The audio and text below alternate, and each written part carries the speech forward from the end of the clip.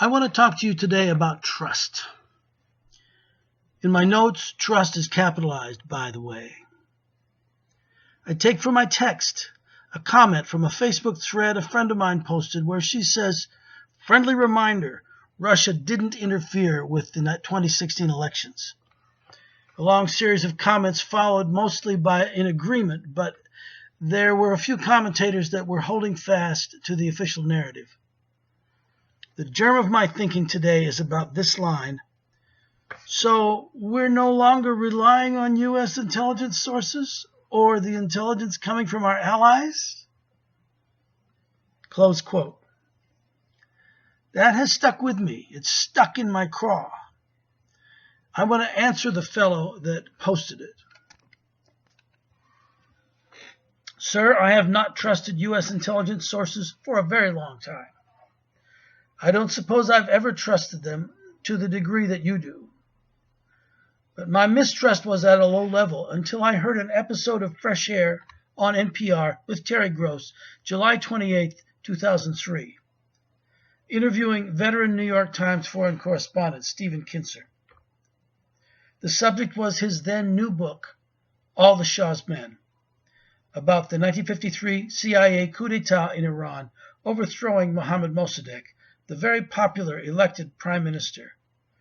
Here's Kinzer summarizing the event before the Future of Freedom Foundation conference in 2008.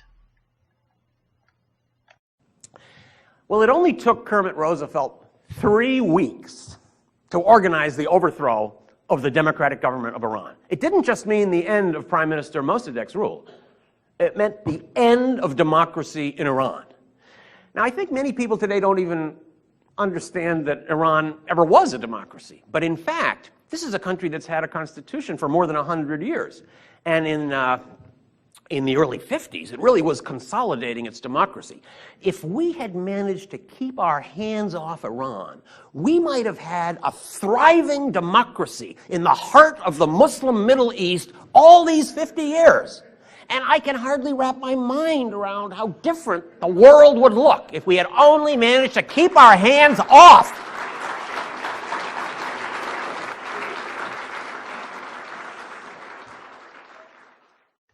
When I heard that NPR interview, which I link in the notes below, still on the web, by the way, my jaw hit the floor and it has never recovered. I've been a truther ever since.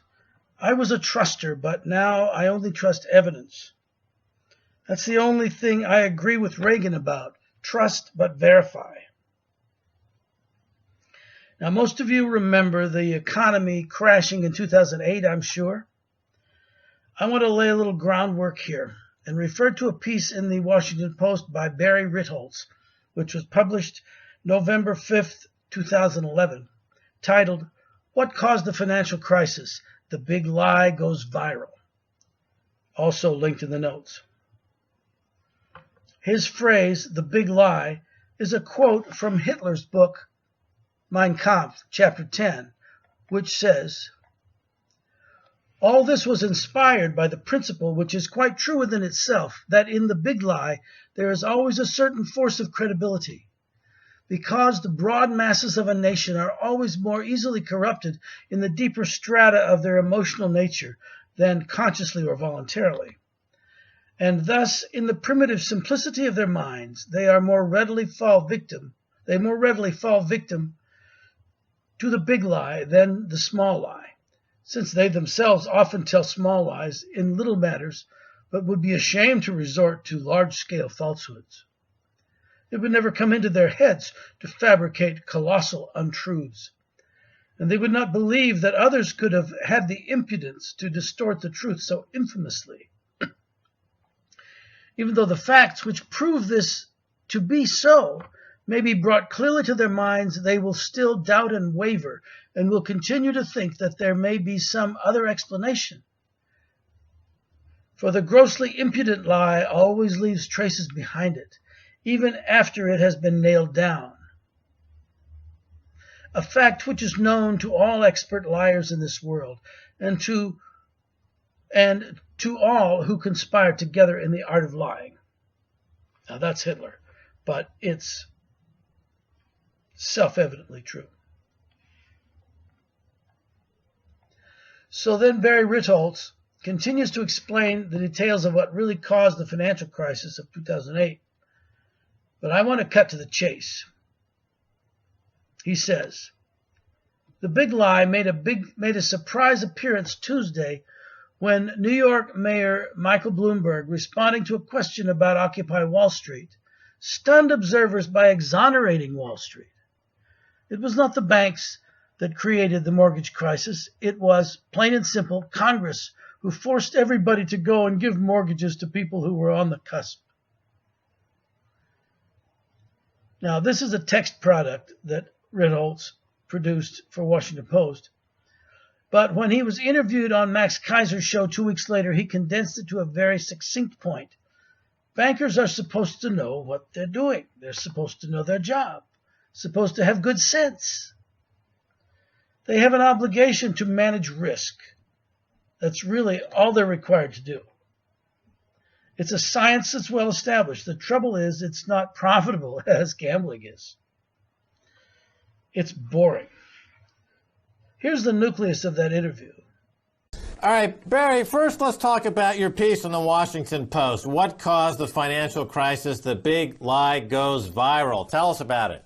Well, there's been this tendency amongst people who helped create the crisis, and rather than admit that radical deregulation and allowing bankers to set their own rules and granting special exemptions for the 5 largest banks to ignore the leverage limitations, or allowing derivatives to be completely unregulated with no reserve requirements and no counterparty disclosures, rather than say, hey, this was really a big mistake, oops, instead they've created this false narrative, this argument that, you know what really caused the crisis? It was the government forcing banks to lend all that money to minorities and inner-city poor people.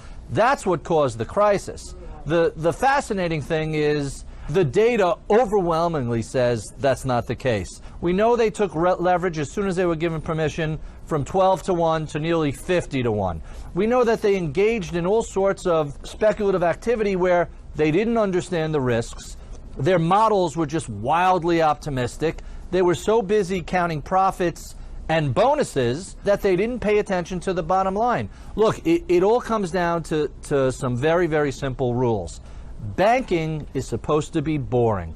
The job of a banker is to make decisions about who is creditworthy and who is not. To give you an idea of how reckless the banking industry became, not only did they create these no-doc loans, they stopped validating loan-to-value of the home. They stopped evaluating credit scores. And most importantly, they stopped asking borrowers how much money they earned. And that is the single most important factor in determining if someone's going to repay a mortgage or a loan. How much do they actually earn? Can they service that debt? So when I hear this nonsensical things, banks were forced to make loans to poor people, nobody told the banks, don't check income, don't check credit rating, don't check all the usual metrics that have worked for thousands of years. It's just nonsense. And when I see people propagating the big lie like that, it makes me stop and say, what are these guys hiding? And it's pretty clear what they've been hiding. They have an intellectually bankrupt ideology, and it's causing global damage to the economy. And when I see people propagating the big lie like that, it makes me stop and say, what are these guys hiding? It's pretty clear they've been hiding that they have an intellectually bankrupt ideology and is causing global damage to the economy. Well, you know, that's all quite true. That's a big lie. And I heard it from many right-wingers at the time, both in person and in the media. Dodd-Frank is to blame. Congress is to blame. They forced these poor, honest bankers to make loans to people who wouldn't repay. As Ritholtz makes clear, when a loan recipient defaults on a loan, it is really the banker's fault for not doing his job, or his or her job, of assessing the risk. What are they, children? Okay, great. Well, that's a big lie, yes, but it's not the big lie. The actual big lie is that Wall Street planned the crash. Oh, yes. Take a look at this.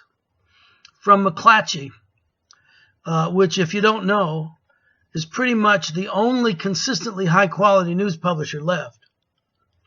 They took over from Knight Ridder, who previously upheld that standard. Quote, in 2006 and 2007, Goldman Sachs Group peddled more than $40 billion in securities backed by at least 200,000 risky home mortgages, but never told the buyers it was secretly betting that a sharp drop in the U.S. housing prices would send the value of those securities plummeting. Goldman's sales and its clandestine wagers, completed at the brink of the housing market meltdown, enabled the nation's premier investment bank to pass most of its potential losses to others before a flood of mortgage defaults staggered the U.S. and global economies. Only later did investors discover what Goldman had promoted as AAA-rated investments were closer to junk. Now, pension funds, insurance companies, labor unions, and foreign financial institutions that bought these dicey mortgage securities, they're thinking they're going to get a modest profit on them, right? Are facing, this is at the time, large losses, and a 5-month McClatchy investigation has found that Goldman's failure to disclose that it made secret exotic bets on an imminent housing crash may have violated securities laws. The Securities and Exchange Commission should be very interested in any financial company that secretly decides a financial product is a loser and then goes out and actively markets that product, or very similar products to unsuspecting customers without disclosing its true opinion, said Lawrence Kotlikoff, a Boston University economics professor who's proposed a massive overhaul of the nation's banks. This is fraud and it should be prosecuted. John Coffey, a Columbia University law professor who served on an advisory committee to the New York Stock Exchange, said that investment banks have wide latitude to manage their assets, and so the legality of Goldman's maneuvers depends on what its executives knew at the time. It would look much more damaging, Coffey said, if it appeared that the firm was dumping these investments because it saw them as toxic waste and virtually worthless. Lloyd Blankfein, Goldman's chairman and chief executive, declined to be interviewed for this article. A Goldman spokesman, Michael Duvalli, said that the firm decided in December 2006 to reduce its mortgage risks, and did so by selling off subprime-related securities and making myriad insurance-like bets called credit default swaps to hedge against a housing downturn. Duvalli said, told McClatchy that Goldman had no obligation to disclose how it was managing its risk, kind of like the DNC has no obligation to be fair to Bernie Sanders, right? Had no obligation to disclose how it was managing its risk, nor would investors have expected us to do so. Other market participants had access to the same information we did. For the past year, Goldman has been on the defensive over its Washington connections and the billions in federal bailout it received. Scant attention has been paid, however, to how it became the only major Wall Street player to extricate itself from the subprime securities market before the housing bubble burst. Goldman remains, along with Morgan Stanley, one of two venerable Wall Street venerable? I don't venerate them. One of two venerable Wall Street investment banks still standing. Their grievously wounded peers, Bear Stearns and Merrill Lynch, fell into the arms of retail banks, while another, Lehman Brothers, folded. To piece together Goldman's role in the subprime meltdown, McClatchy reviewed hundreds of documents, SEC filings, copies of secret investment circulars, lawsuits, and interviewed numerous people familiar with the firm's activities. McClatchy's inquiry found that Goldman Sachs bought and converted into high-yield bonds tens of thousands of mortgages from some subprime lenders that became the subject of FBI investigations into whether they'd misled borrowers or exaggerated applicants' incomes to justify making hefty loans. So you see, it was not the Congress that forced the poor bankers to make loans that they feared would fail. Neither was it incompetence, that they were not paying attention and really, really screwed up. No, it was intentional. It was robbery of the whole people of the United States and the world, for that matter. The biggest name in the story was John Paulson, which McClatchy didn't mention. In fact, a New York Times article is titled, "Investor Who Made Billions is Not Target of Suit." The New York Times said, 3.5 years ago, a New York hedge fund manager with a bearish view on the housing market was pounding the pavement on Wall Street, eager to increase his bets against subprime mortgages. These are called short options. These are futures, which originally, were created to help people like, especially farmers, who suffered when the price of grain would, or some other commodity, would suddenly collapse. Say Canada all of a sudden started shipping grain into the United States, and the price went way down because there's plenty of supply. So a farmer could be ruined by that drop in price. Is that all he had? Is that field full of grain? So they would buy futures contracts from a market maker, and for a price, he would guarantee that he would promise to buy their crop at the price it was running for at the time of the contract. If it went down, they still get their money. If it went up, well, the market maker profits, but they still survive. The farmer still survives. So those are futures, but they have been turned into instruments of gambling. So anyway, the New York Times continues. The investor John A. Paulson canvassed firm after firm looking for new ways to profit from home loans that he was sure would go sour. Only a few investment banks agreed to help him. One was Deutsche Bank. The other was the mighty Goldman Sachs. Mr. Paulson struck gold. His prescience made him billions and transformed him from a relative nobody into something of a celebrity on Wall Street and in Washington. But now his brassy bets have thrust Mr. Paulson into an uncomfortable spotlight.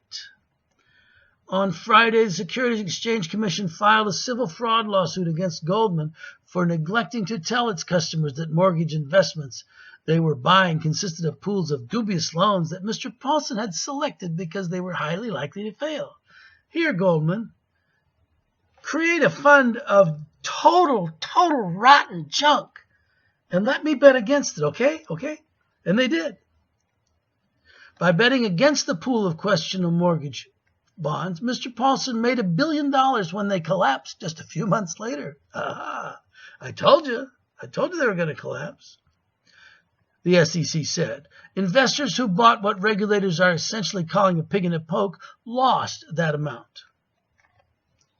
And these are universities, unions, pension funds that needed a little steady profit on their cash. They lost it all. So now we've come to the end of part 1 of trust, and we're beginning part 2. Remember, I started this piece talking about the CIA, the intelligence agencies. As Julian Assange said in a press conference in March. But the Central Intelligence Agency is the largest intelligence agency in the world. Now, it's an an organization with tens of thousands of people. There's many good people in there. There's internal divisions about some of the unethical practices that have been conducted. And every country that wants to be independent and determine its own CIA should be broken into 1,000 pieces and splintered to the wind because it had gotten so out of control. This lack of control comes about in a very obvious manner. You have a secretive agency, and secrecy, of course, breeds corruption normally, but you have an agency which trains its people to lie and to engage in cover-ups and clandestine activity. So already you have an agency whose staff receive values and expertise that make them very hard to manage and very hard for there to be internal accountability. And then, because the CIA crept from being an agency which reports on what is going in the world, potentially a positive thing to understand the world and produce comprehensible reports about what is occurring, to an agency which reports on the world and then commits actions to overthrow governments, to influence elections. The Cornell University report from last year says that the Central Intelligence Agency and associated agencies in the United States since 1949 have interfered in more than 81 elections around the world, not including coups. It then became an agency which reported on its own activities in the world and recommended what activities to conduct. Now, Julian says the CIA crept from intel to what Prouty calls fun and games. Colonel L. Fletcher Prouty was the first ever liaison between the then new Joint Chiefs of Staff and the then new CIA. So his point of view is essential to anyone who wants to understand this dangerous operation. In his excellent book, The Secret Team, available for free download at radical.org, so named for the founder, David T. Ratcliffe, Prouty says in Chapter 4, referring to the National Security Act of 1947, which parted off the Marines from the Navy and the Air Force from the Army Air Corps, i.e. 5 services from 3, thus the Pentagon, also created the National Security Council and the post of National Security Advisor and the Central Intelligence Agency, which Truman later complained that he thought it was all about intelligence. In a Washington Post op-ed less than a month after Kennedy's murder, Truman wrote, "For some time I've been disturbed by the way the CIA has diverted from its original assignment. It has become an operational and at times a policy-making arm of the government. This has led to trouble and may have compounded our difficulties in several explosive areas. I never had any thought that when I set up the CIA, it would be injected into peacetime cloak and dagger operations. Some of the complications and embarrassment I think we have experienced are in part attributable to the fact that this quiet, intelligent arm of the president has been so removed from its intended role that it is being interpreted as a symbol of sinister and mysterious foreign intrigue and a subject for Cold War enemy propaganda." But Prouty goes into the nature of the creep that Julian talks about from intel to fun and games, just how it happened, as I say, in Chapter 4 of Secret Team. When the law was passed, it contained no provision whatever, either for collection of intelligence or for clandestine activities. However, it did contain one clause that left the door ajar, he says, for later interpretation and exploitation. The CIA was created by the NSA 47 and placed under the direction of the NSC, a committee. This same act had established the NSC at the same time. Therefore, the CIA's position relative to the NSC was without practice and precedent. But the law was specific in placing the agency under the direction of that committee, and in not placing the agency in the office of the president and directly under his control. That was intentional. In conclusion, this act provided that among the duties the CIA would perform, it would, this is the last of a list of 5, it would perform such other functions and duties related to intelligence affecting the national security as the NSC may from time to time direct. This was the inevitable loophole. And as time passed and as the CIA and the ST, the secret team, grew in power and know-how, they tested this clause in the act and began to practice their own interpretation of its meaning. They believed that it meant they could practice clandestine operations.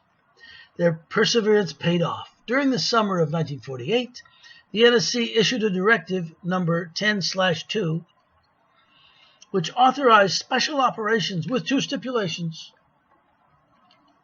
A, such operations must be secret. And B, such operations must be plausibly deniable. These were important prerequisites. We don't want this coming back on us. If you get caught, you're on your own. The CIA really worked at the achievement of this goal toward unlimited and unrestrained covert operations. In its earlier years, the directors, Admiral Sowers and General W.B. Smith, that's Beetle Smith, they called him. It's spelled Bedell, but they pronounced it Beetle, were preoccupied with the task of getting the agency organized. See, they weren't into that. These were military men. With beating down the traditional opposition of the older members of the community, and with performing their primary function, that of coordinating national intelligence. However, with the advent of the Allen Dulles era, ever-increasing pressure was placed on the restraints that bound covert operations. Dulles succeeded in freeing the agency from these fetters, to such an extent that 5 years after his departing from the agency, the retiring DCI, Admiral Rayborn, was so conditioned to the CIA party line that he could not quote the law correctly. That's the end of a quote there from The Secret Team by L. Fletcher Prouty. It is very important that you notice the name of Dulles being the key to the transgression of the intended boundary. Transgression means to step across, to walk across. From gradior, to walk. The Dulles brothers are really the key to the downfall of the United States. Yes. Here's a snippet of that history. In 1917, Foster Dulles, who was later, and at that time, he was Secretary of State. This is under Eisenhower. It was called the Cadillac Cabinet because of all the rich men that were in the cabinet. In 1917, Foster Dulles was already a partner at the still biggest Wall Street law firm, Sullivan and Cromwell. This is not a law firm you go to get a contract. Hold on a second. I want to show you something.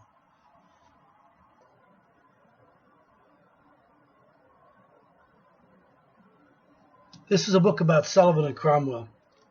They are a law unto themselves.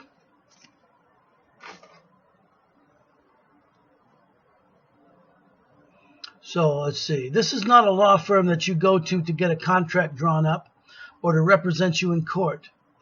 They are there to lean on small countries who aren't doing what their clients would like to see. This is a quote. I'm going to read you a quote from an awesome book, again by my favorite Stephen Kinzer, called The Brothers, John Foster Dulles, Allen Dulles, and Their Secret World War.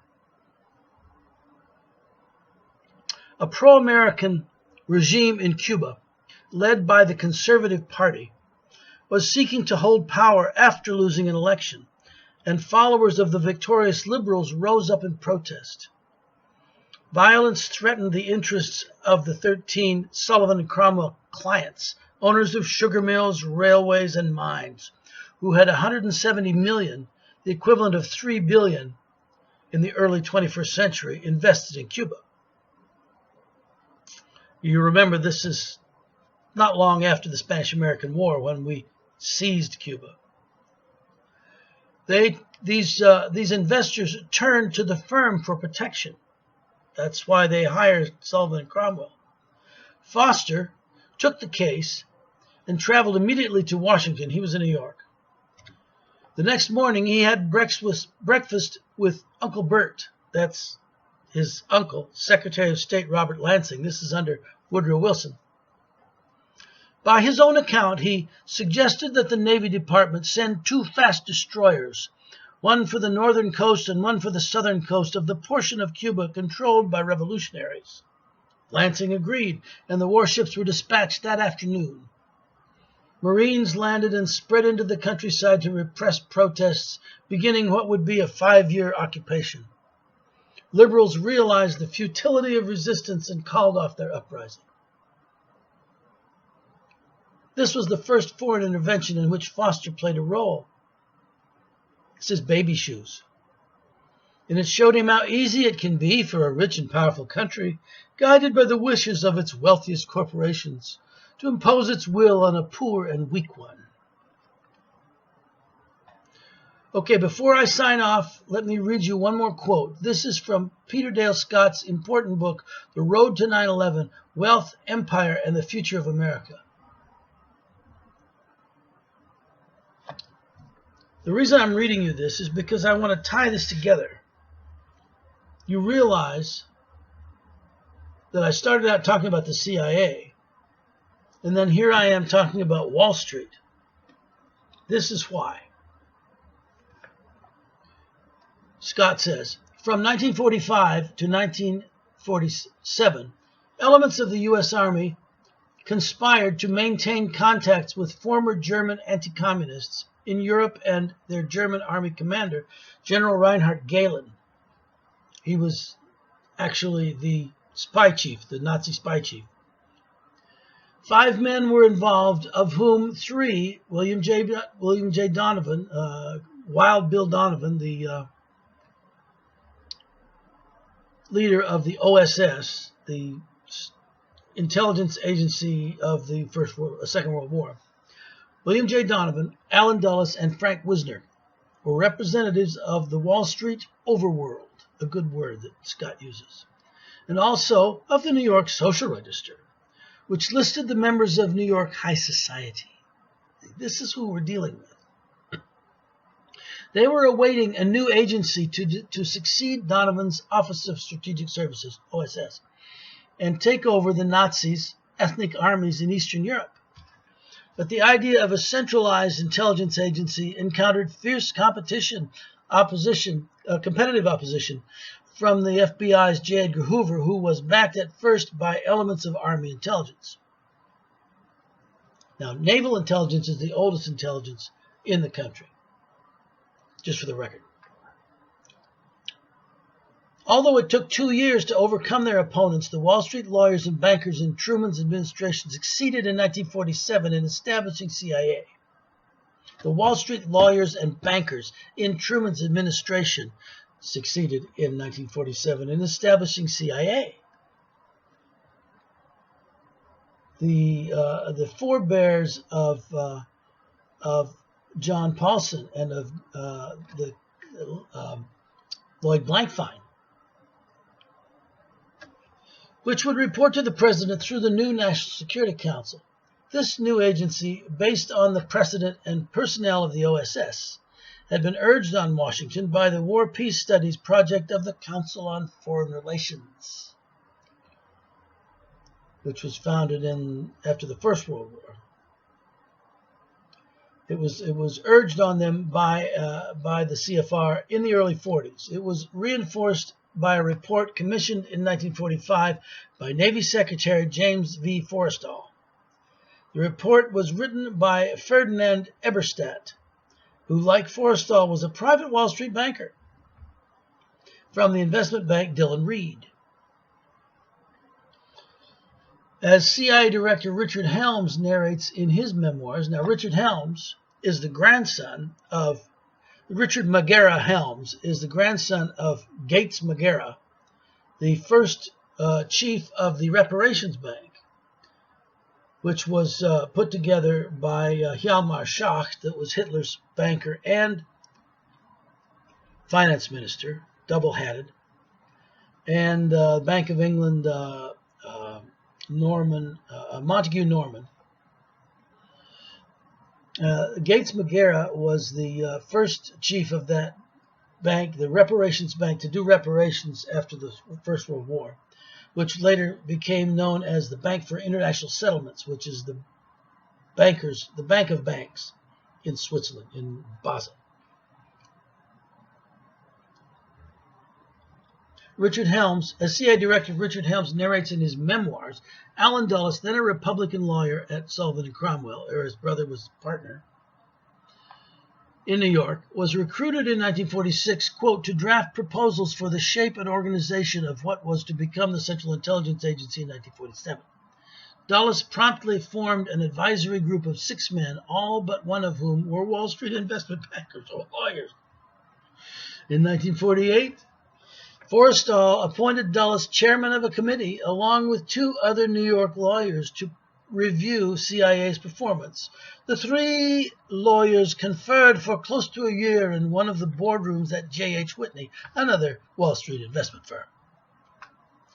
In its first 2 decades, CIA, like its intellectual parent, the Council on Foreign Relations, was dominated internally and externally by the aristocratic elements of the New York overworld. All 7 of the known deputy directors of CIA during this period came from the same New York legal and financial circles, and 6 of them were listed in the New York Social Register as well, dear. Don't you know? Well, dear, he's just a wonderful hairdresser, said the old dowager, dripping with diamonds and wrinkles. When joined by the young James Angleton, son of international corporate executive, James Jesus Angleton, his mother was Latina. This early core became the basis for an inner agency within an agency that survived into the 60s. Now that's